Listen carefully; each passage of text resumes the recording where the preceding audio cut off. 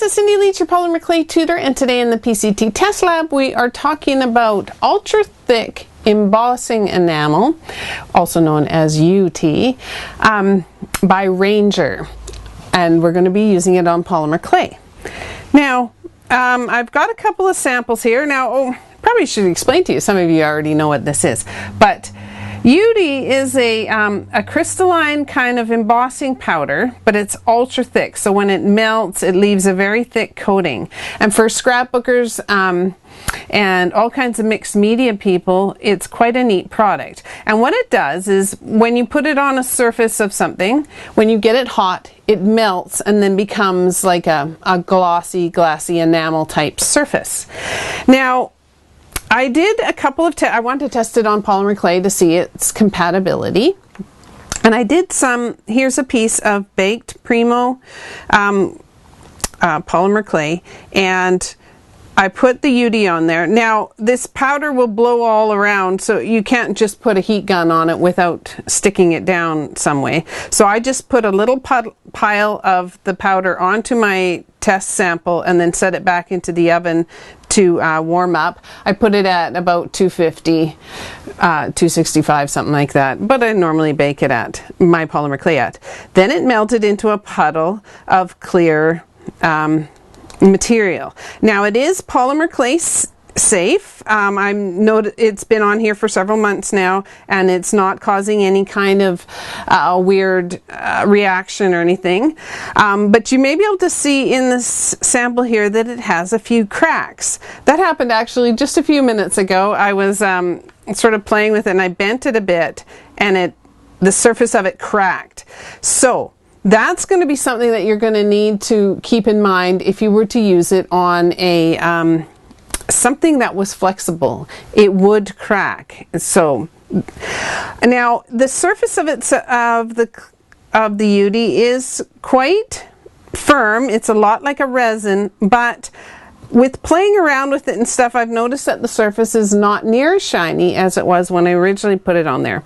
So I have a feeling it scratches and gets dull after a while if it's getting rubbed all the time. I can also, probably the camera won't pick it up, but I can press my fingernail. If I press into it really hard, I can leave a permanent mark in there. So for some jewelry situations, it's not going to be the most ideal. Now another thing I tried was I took one of these bezels and I laid a raw slice of one of my backgroundless dimensional rose canes in there, and I put a slice in raw, pressed it into the base, and then sprinkled some UTEE on top of it, then popped it in the oven. I wanted to see how the UTEE acted with raw clay, and it baked up really nice. I actually had to put several layers back on after. It darkened a bit. I don't know if that was my oven or if it was the UTEE being on there or what happened.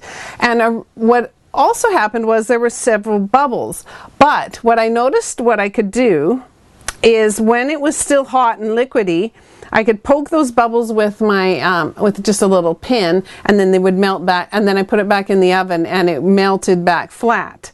Now I was able to get quite a bit of a dome on here, quite a nice shiny dome on here, similar to the way resin looks, just by adding new layers and putting more in, popping it back into the oven.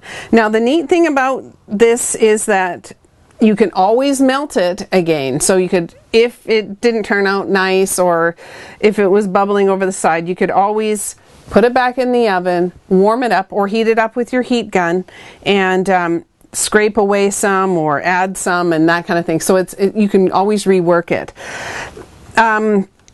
So I found that quite interesting that it worked on the raw clay without a problem.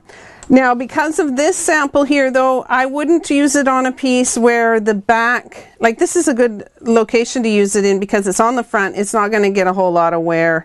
But on a bracelet or somewhere where it might rub, it probably would get kind of scratched and foggy and a little dented up over time. So that is interesting to me.